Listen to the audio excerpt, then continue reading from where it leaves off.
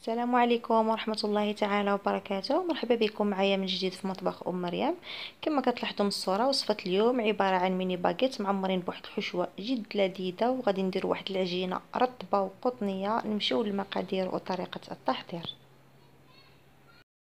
بالنسبة للعجين، عندي هنايا 500 غرام ديال الدقيق ديال الفورس من النوع الجيد، عندي كأس مع مرش ديال الفينو، عندي 2 معالق كبار ديال الحليب غبرة.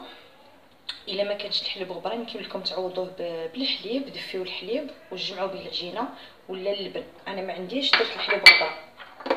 2 ديال الفرماجات، معلقه كبيره ديال المايونيز، 2 معالق كبار ديال الزبده، معلقه كبيره ديال الخميره معجونه، وعندي هنايا معلقه صغيره ديال الملحه، ومعلقه كبيره ديال السكر سنيده، والماء الدافئ باش غادي نجمع العجينه.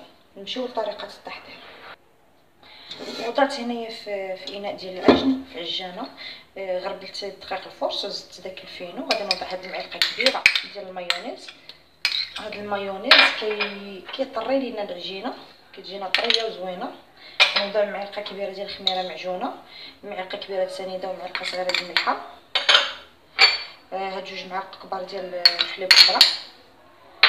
كما قلت لكم يمكن لكم تعوضوا الحليب غبره باللبن.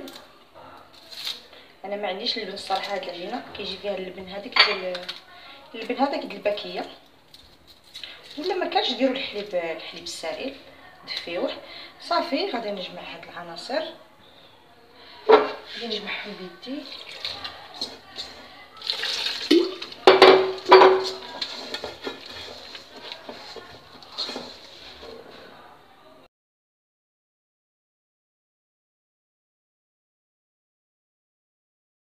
هنايا غادي نضيف الزبده، نحاول ندخلها في العجين صافي، وغادي نخليها حتى تندلك مزيان. تدخل هاد الزبده في العجين عاد كما كتلاحظوا اخواتي، العجينه ما دلكناهاش وهي كتولي كثرين. ضفنا هذيك 2 معالق كبيره ديال الزبده، دخلناها فيها مزيان تندلكات. دابا ولات عندنا واحد العجينه رخوه. دابا غادي نخليها تخمر حتى تخمر عاد، ونرجع نشكلها. غنخليها واحد 20 دقيقه ولا حتى تخمر على راحتها، عاد ونكمل معكم. بالنسبه للحشوه باش غادي نعمروا هاد الميني باغيت، عندي هنا 2 ديال البصلات كبار مشلضين رقاق، عندي هنايا 300 غرام ديال الكفته ديال الدجاج، خديت الصدر ديال الدجاج وطحنته.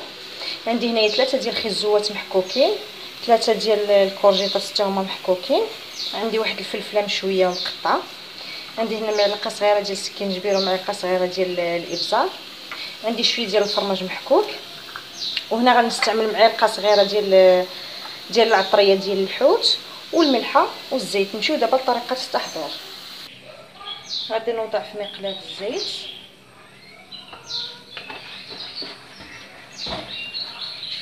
غادي نضيف هاد البصل.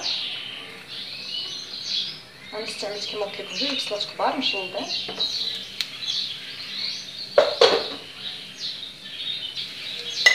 غادي نضيف الملحه،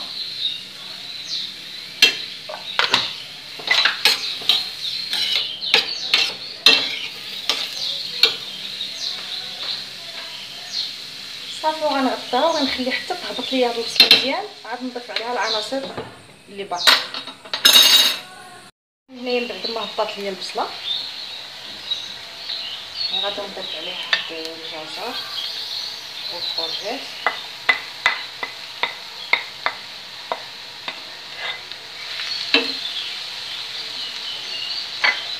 وغادي نضيف هاد السكينجبير والابزار،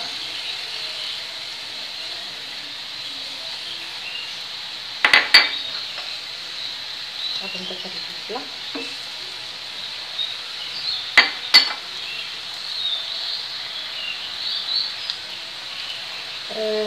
صافي. غادي نخلط هاد العناصر مزيان،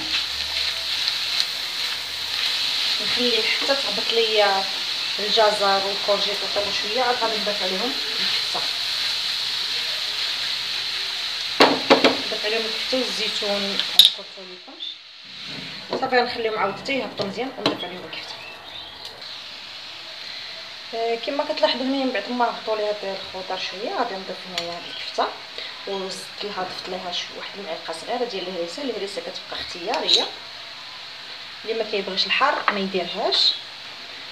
وهنايا عندي العطريه ديال السمك، غادي ندير معلقه كبيره، معلقه صغيره عفوا عامره ديال العطريه ديال السمك، وكان هذه اللي باقيه لي صافي. وغادي نخلط هاد العناصر مزيان.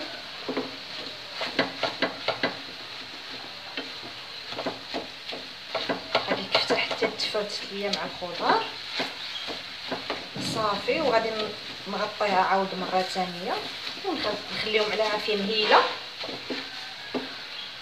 حتى يطيبوا ليا، ونخلي حتى الاخير ونضيف عليهم الزيتون والفرماج صافي. هنايا كما كتلاحظوا طابت لي صافي، طابت لي ديك الخضيره وديك الحشوه. غادي نضيف الزيتون مقطع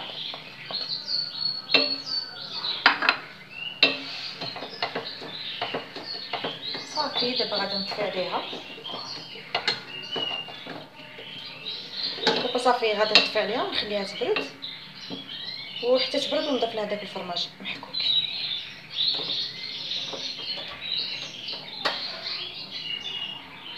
صافي هنا ضفت لها داك الفرماج المحكوك، ودابا غادي نمشيو باش نعمرو بهم الكميرات ديالنا.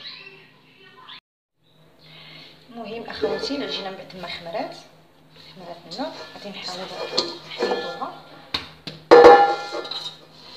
باش نخرجوا من هذاك الهواء. تجي واحد العجينه رخوه غزاله، غنحاولوا هكا نخدموها باش نخرجوا من هذاك الهواء. وغادي نقطعها كريات صغيره عاد ونشكلهم.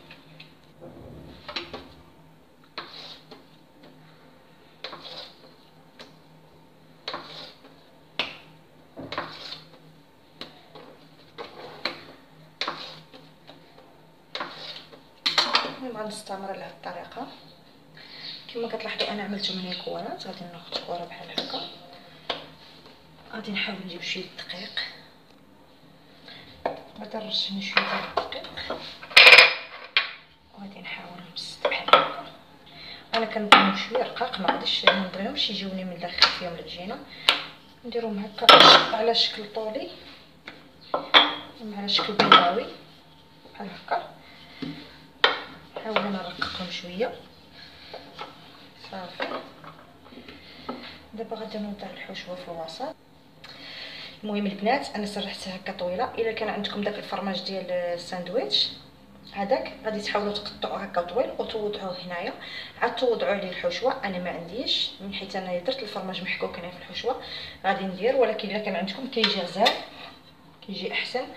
وكما قلت لكم الكفته انا مستعمله هنايا ديال الصدر ديال الدجاج، يمكن لكم تستعملوا الكفته ديال الغنمي عفوا الكفته ديال البقري ولا الصدر ديال الدجاج ما طحناش قطعوه هكاك.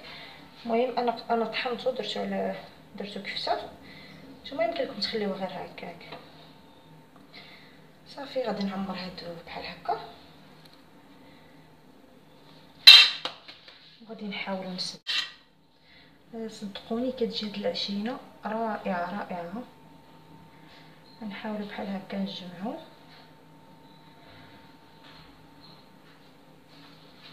بحال هكا باش يبين لكم صافي. وغادي نقلبها بحال هكا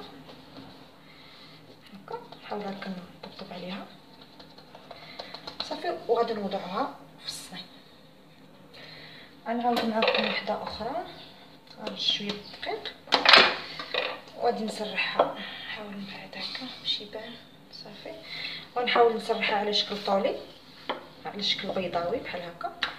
الا كتبغيو يجيوكم شويه، الا كتبغيوهم يجيوكم شويه غلط خليوهم شويه غلط. انا كيعجبوني رقيقين ومقرمشين. نحاول نرقق العجينه صافي بحال هكا. وغادي نوضع الحشوه في الوسط، يعني خص الحشوه تجي اكثر من العجينه بحال هكا صافي. وغادي نعمر. الا كان عندكم حتى الفرماج محكوك يمكن لكم تضيفوه، واخا درتو لداخل في الحشوه ضيفوه حتى من الفوق هكا. انا صافي اكتفيت درتو غير في الحشوه لداخل بركه. ولا قلت لكم الفرماج ديال الساندويتش كيجي غزال فيه، كيعطيه واحد التعليكه رائعه. صافي كتسدو بحال هكا بهاد الطريقه. صافي وهاد اللي سدينا هو اللي غنديروه من التحت، غنقلبوه بحال هكا. صافي كنحاولوا نقادوه غير بحال هكا. صافي وغادي نستفهم في اللاطه. المهم غادي نسالي كامل الكريات ديالي نعمرهم ونوضعهم في اللاطه ومن بعد نتلاقى معكم. المهم البنات الميني باكيت جاو على هكا اللي صايبناهم. دابا خديت هنا صفر ديال البيضه، صفر ديال البيض، وغادي نوضع قطيره ديال الخل وغادي نحاول ندهنهم.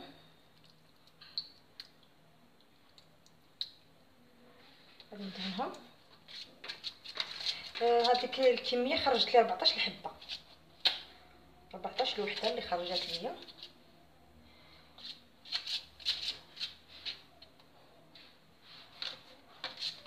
يعني ما غاديش نحتاج نخليوهم يخمروا اصلا غير ديك 5 دقائق. غير بلا ما سالينا التعمر ديالهم كامل غنصيبهم نطلعوا مع دابا الجو سخون. صافي ديجا راني درت دابا الفرن سخون. صافي غادي ندهنهم.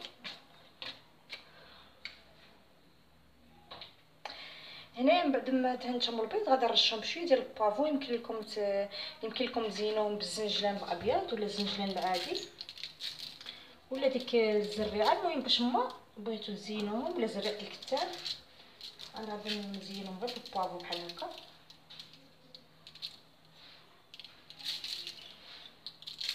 وغادي نجيب واحد السكين ماضي وغادي نحاول نفلحهم بحال هكا باش يتنفسوا لينا. سكين ولا واحد الززوار.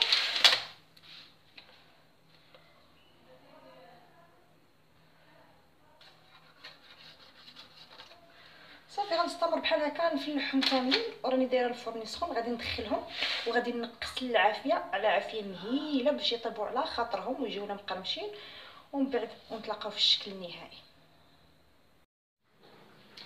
المهم اخواتي الباكيت ديالنا من بعد ما طاب كما كتلاحظوا كيجي على هذا الشكل، كيجي كله مورق. كنتمنى يعجبكم وينال الاستحسان ديالكم، ونتمنى انكم تجربوه لان فعلا هاد العجينه اللي درنا بها هاد الميني باكيت كتجي رائعه. المهم شو كيجي من الداخل، ما كتجي فيه لا عجينه لا حتى حاجه، كيجي رائع وخفيف. وهاد العجينه اللي درنا كتجي لذيذه بزاف. نتمنى انكم تجربوه لانه يستحق التجربه. والى فيديو قادم ان شاء الله.